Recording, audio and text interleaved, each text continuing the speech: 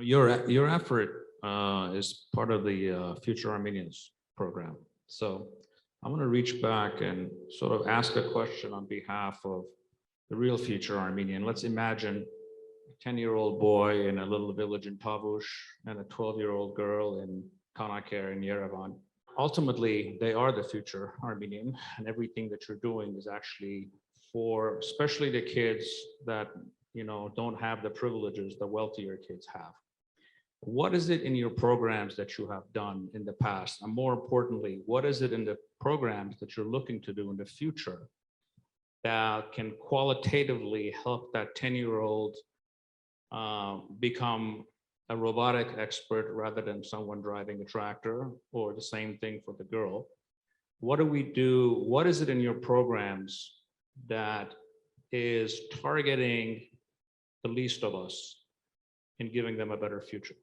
Eric, let me just answer it from a different standpoint, because your invitation to say, what can we do for these people, is something that's been attempted to address for quite a long time.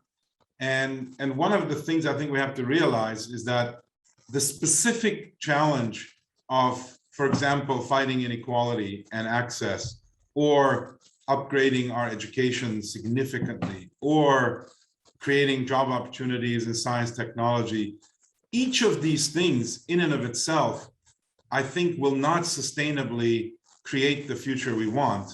All of them together will. And that's the problem we face, because there are a number of band-aid solutions we can use. For example, create a new school for specially gifted students who are underprivileged. And that's really important, and we should do that. But that in and of itself assumes a country with healthcare, a country with prosperity, enough resources to defend itself, and all the other things. So I think the reason we set forth a number of vectors in trying to describe and drive a consensus discussion around our future is that I'm afraid that just fixing the particular issue isn't enough. We have to create a systemic change. And I know well that Armenians are generally, because of our long history, a highly skeptical group. We are very skeptical, especially about what other Armenians say or do.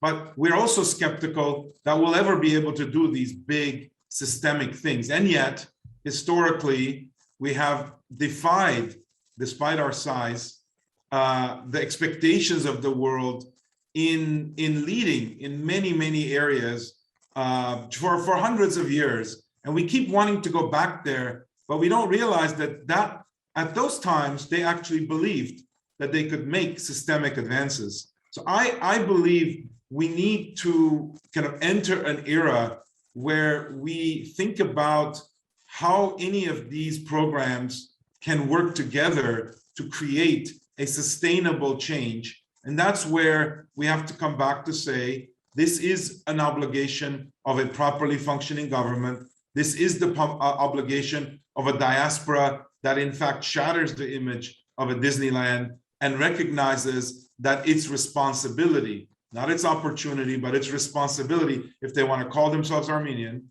is to engage in this existential struggle and not to assume that that's not their business because they live somewhere else. If we can't bring all these things together, and we can, in my view, the difference between us doing it and not starts with our belief that we can do it. And so despite our skepticism, we have to suspend our skepticism to be able to fight the disease that was mentioned earlier. So I think we can help the young folks you're talking about, but I just want to point out that if it's done as a point solution, it will not last.